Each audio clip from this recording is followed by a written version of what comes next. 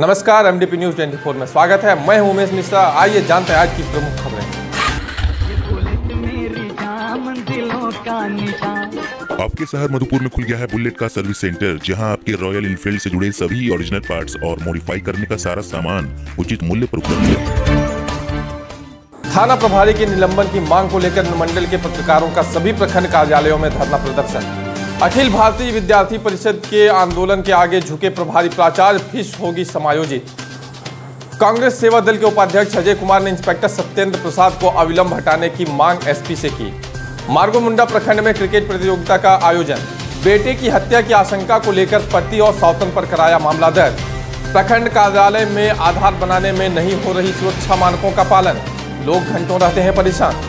सेवा संस्था की पहली बैठक संपन्न, संस्था के पदाधिकारियों पर बनी सहमति। कोयल औरंगा नदी के संगम से लापता 2 अन्य युवकों के शव 24 घंटे बाद बरामद। और अब जानते हैं खबरें विस्तार से।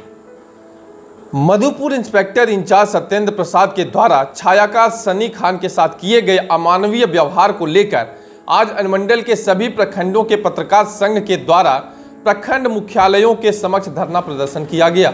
धरना प्रदर्शन के बाद सभी प्रखंडों के पत्रकार संघों ने अपने अपने प्रखंड के प्रखंड विकास पदाधिकारी के हाथों ज्ञापन सौंपा। ज्ञापन में यह मांग की गई है कि इंस्पेक्टर इंचार्ज सत्येंद्र प्रसाद को तत्काल हटाया जाए एवं निलंबित भी किया जाए। आपको बता दें कि मुहर्रम के दिन समाचार संकलन करने के दौरान मधुपुर इंस्पेक्टर इंचार्ज सत्येंद्र प्रसाद ने सनी खान के साथ गाली गलौज की और उन्हें झूठे मुकदमे में फंसाने की धमकी भी दी। धरना प्रदर्शन में पत्रकारों ने एक मत से कहा कि न्यूज कवरेज के दौरान दुर्व्यवहार कतई बर्दाश्त नहीं किया जाएगा। जिस क्षेत्र में पत्रकार ही सुरक्षित नहीं, वहां आम जनता और उपेक्षित वर्गों का क्या होगा। पत्रकार के साथ अमानवीय व्यवहार करने वाले पुलिस इंस्पेक्टर को तत्काल स्थानांतरण होना चाहिए। जब तक पुलिस इंस्पेक्टर मधुपुर से नहीं हटाए जाते हैं, तब तक पत्रकारों का चरणबद्ध आंदोलन चलता रहेगा। अब यदि कार्रवाई नहीं हुई तो पत्रकार आमरण अनशन पर भी बैठेंगे।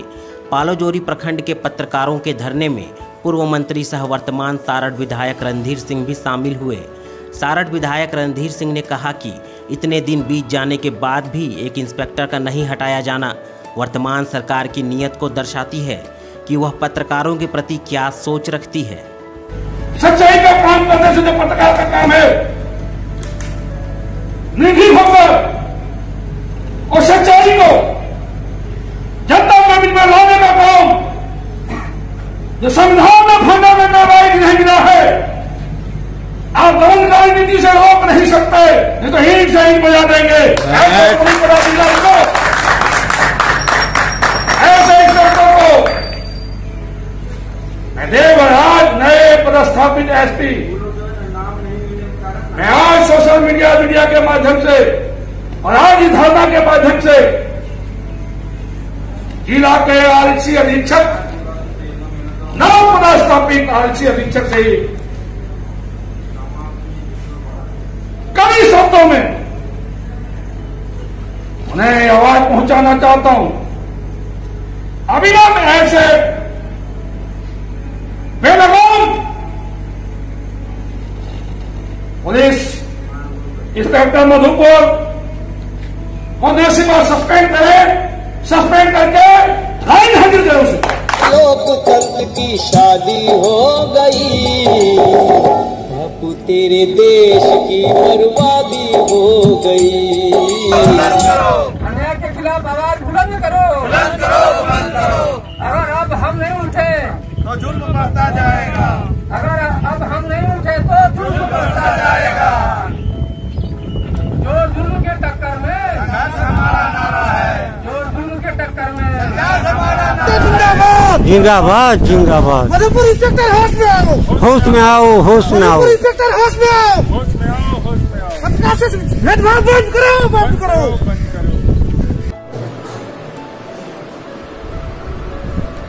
मीडिया जो कि लोकतंत्र का चौथा स्तंभ माना जाता है, उसकी अहमियत को समझा जाए और उस पे जो जुल्म हुआ, उसके साथ अन्याय हुआ, उसके साथ अगर दुर्व्यवहार हुआ तो वो बर्दाश्त नहीं करेंगे और हम आंदोलन में हमेशा हम मीडिया बंधु के साथ रहेंगे। अखिल भारतीय विद्यार्थी परिषद के द्वारा फीस बढ़ोतरी के खिलाफ विगत 11 दिनों से किए जा रहे आंदोलन का आज मांग पूरी हो जाने के बाद समापन हो गया। आपको बता दें कि 11वीं में फीस बढ़ोतरी को लेकर 5 सितंबर से ही लगातार अखिल भारतीय विद्यार्थी परिषद चरणबद्ध आंदोलन कर रही थी और मंगलवार को अखिल भारतीय विद्यार्थी परिषद ने मांगे पूरी नहीं होने के कारण मधुपुर महाविद्यालय में तालाबंदी कर दी थी। 5 सितंबर को ही मधुपुर प्रभारी प्राचार्य को ज्ञापन देकर मांग की गई थी कि 11वीं की फीस में जो बढ़ोतरी की गई है उसे वापस लिया जाए, क्योंकि लॉकडाउन के कारण सभी अभिभावकों की आर्थिक दशा काफ़ी खराब हो गई है। इस पर प्रभारी प्राचार्य ने यह कहा था कि जो छात्र अतिरिक्त फीस देकर नामांकन करा चुके हैं उनके फीस को 12वीं के नामांकन के समय समायोजित कर दिया जाएगा।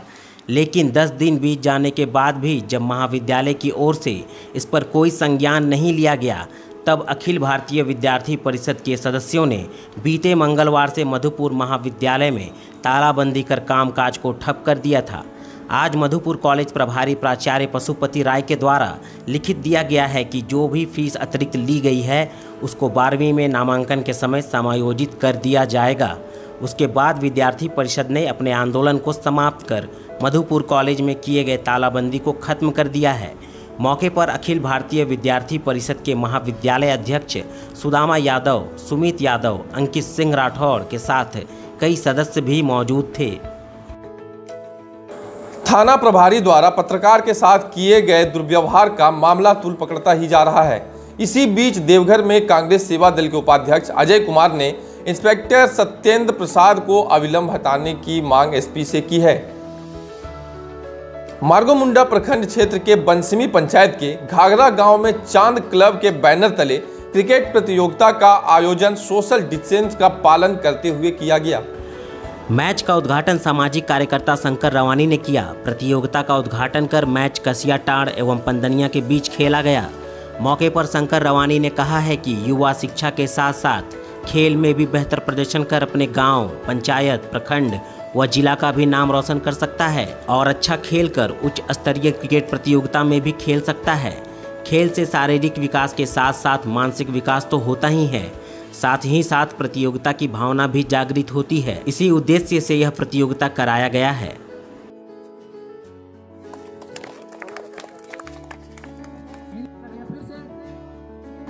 कुछ दिनों पूर्व मार्गोमुंडा थाना क्षेत्र के भंडारो गांव निवासी साधु मंडल के पुत्र किशन मंडल की रहस्यमय मौत हो गई थी। उसी मामले को लेकर आज मृतक की माता पारो देवी और गांव के सैकड़ों लोगों ने आरोपियों की गिरफ्तारी की मांग को लेकर थाना पहुंचे। मृतक की माता पारो देवी ने अपने पति, सौतन और देवर व देवरानी पर हत्या का मामला दर्ज करने के लिए थाना में आवेदन दिया है। मृतक की माता व ग्रामीणों की मांग है कि प्राथमिकी दर्ज कर जल्द से जल्द पुलिस दोषियों को गिरफ्तार करे। आज से करीब 20-25 साल से इसका केस चल रहा था। जब से उसने दूसरी शादी किया है, इसको कभी आंख में देखा नहीं है। दूसरी शादी करने के बाद जब बच्चा हुआ तो डायरेक्ट बोलता है कि ये बच्चा मेरी नहीं है। और बच्चा जब इतना 20-22 साल का हुआ, पहले से बोलते आ रहा है कि ये बच्चा को हम रहने नहीं देंगे। और आज वही हुआ जो वो बोला, आज करके दिखा दिया। हम लोग भाई लगता है, वो मेरा भाई लगता था, ठीक है। उसको जब से हम लोग देख रहे हैं तो उसका माँ बाप है, जो उसका जो बाप है और उसका जो सोतोली माँ है, उसका घर का भी परिवार सब उसको बराबर खाने पीने में नहीं देता था, मारपीट करता था। बीच बाज में बहुत बार पंचायती भी हुआ था। लड़का को माँ ने परसों आवेदन दिया था रात को, और आवेदन देने के बावजूद अभी तक एफआईआर भी नहीं हुआ। और कहने का मतलब है कि हम लोग थाना भी आज आए हैं पूछने के लिए, तो बड़ा अबू बोल रहा है कि जाकर के जब तक भैसरा रिपोर्ट जांच नहीं आएगा तब तक हम किसी को गिरफ्तार नहीं कर।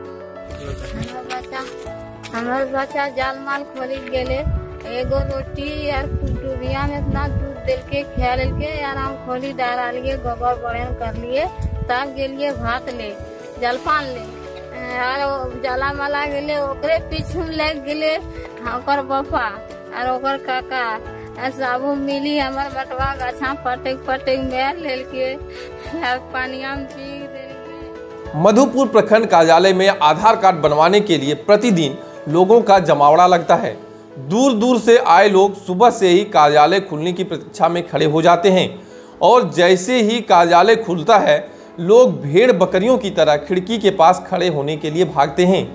इस भाग दौड़ में छोटे छोटे बच्चे भी शामिल रहते हैं। अब इस तरह की गतिविधि से कोविड-19 के सुरक्षा मानकों का उल्लंघन तो होता ही है, साथ ही साथ सोशल डिस्टेंसिंग का पालन नहीं करने के कारण कोरोना संक्रमण के बढ़ने का खतरा भी बढ़ जाता है। आपको बता दें कि प्रतिदिन प्रखंड कार्यालय में मात्र 20 आधार कार्ड ही बनाए जा रहे हैं और अभी तक अन्य किसी केंद्र पर आधार कार्ड बनाने के लिए कोई भी वैकल्पिक व्यवस्था नहीं की गई है। कुछ लोग तो मात्र फॉर्म लेने के लिए कई दिनों तक प्रखंड कार्यालय का चक्कर लगाते रहते हैं। वहां मौजूद लोगों ने बताया कि यदि आधार बनाने के लिए अन्य स्थानों पर भी केंद्र बना दिया जाए तो इस समस्या से सभी को निजात मिल जाएगा। बदनाम सारी दुनिया में ये खादी हो गई, तेरे देश की बर्बादी हो गई। यहाँ तेरों की, यहाँ तेरों की।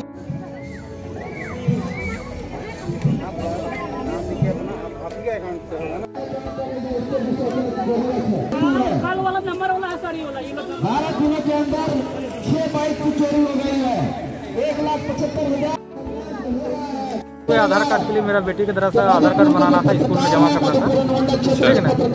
उसमें कुछ स्पेलिंग पिताजी का थोड़ा गलत था, मतलब करेक्शन के लिए आए हैं, सुधार करने के लिए। आप लोग कितने देर से खड़े हैं यहाँ? परेशान 2 महीने से 2 महीना से परेशान है, कोई सुनवाई नहीं। अभी आप कितने देर से खड़े हैं यहाँ? अभी लगभग हुई कि लगभग आई हुई तो सुबह ही आई, सुबह 8 बजे 9 बजे से हम लोग। पदाधिकारी कब पहुँचे? अभी आए हुए 10 मिनट पहले। समाज सेवी पवन टमकोरिया की अध्यक्षता में सेवार्थ की पहली बैठक स्थानीय स्कूल सभागार में आयोजित की गई। बैठक में समाज सेवा से जुड़े कई शैक्षणिक, चिकित्सा, पत्रकारिता व कला से जुड़े कई गणमान्य व्यक्ति सम्मिलित हुए। सर्वप्रथम बैठक में समाज सेवा पर परिचर्चा हुई, साथ ही किस प्रकार एक प्लेटफॉर्म पर सभी बुद्धिजीवी मिलकर सेवा की भावना से बेहतर समाज सेवा उपलब्ध कराएं, इस पर भी चर्चा की गई। जिसके उपरांत सर्वसहमति से एक संस्था सेवार्थ बनाने पर सहमति बनी। संस्था के अनुविध व रजिस्ट्रेशन पर चर्चा के पश्चात पदाधिकारियों के नाम पर चर्चा हुई, जिसमें पिछले कई वर्षों से अपने निस्वार्थ भाव से कार्य कर रहे समाज सेवी पवन कुमार टमकोरिया को अध्यक्ष बनाने पर आम सहमति बनी। इसके साथ ही सेवार्थ संस्था के नई कमेटी का सर्वसम्मति से गठन किया गया। पलामू के कोयल औरंगा के संगम स्थल बरवाडीह थाना क्षेत्र के केचकी से लापता 2 अन्य युवकों का शव घटना के 24 घंटे बाद बरामद किया गया। लापता होने के कुछ घंटे बाद ही एक युवक का शव बरामद कर लिया गया था। गौरतलब है कि सोमवार की सुबह नहाने के दौरान संगम स्थल पर 3 युवक डूब गए थे। एक का शव मंगलवार को बरामद कर लिया गया था, अन्य 2 की तलाश की जा रही थी। दोनों की खोजबीन जारी थी। कई घंटे बीत जाने के बाद उनका कुछ अता पता नहीं चल पाया था। पुलिस और ग्रामीण कोयल नदी के निचले वाले इलाके में उनकी तलाश में जुटे थे। 24 घंटे बाद 2 युवकों का शव खोज निकाला गया है। डूबे युवकों की पहचान रेडमा के रहने वाले 18 वर्षीय नीरज कुमार एवं सोनू कुमार और मोनू कुमार उर्फ अभिनव के रूप में हुई है। इसमें नीरज का शव घटना स्थल से कुछ दूर आगे चियांकी के पास बखारी से बरामद किया गया। सभी एक ही परिवार के थे। घटना के बाद से युवकों के परिजन में चीख पुकार मची हुई है।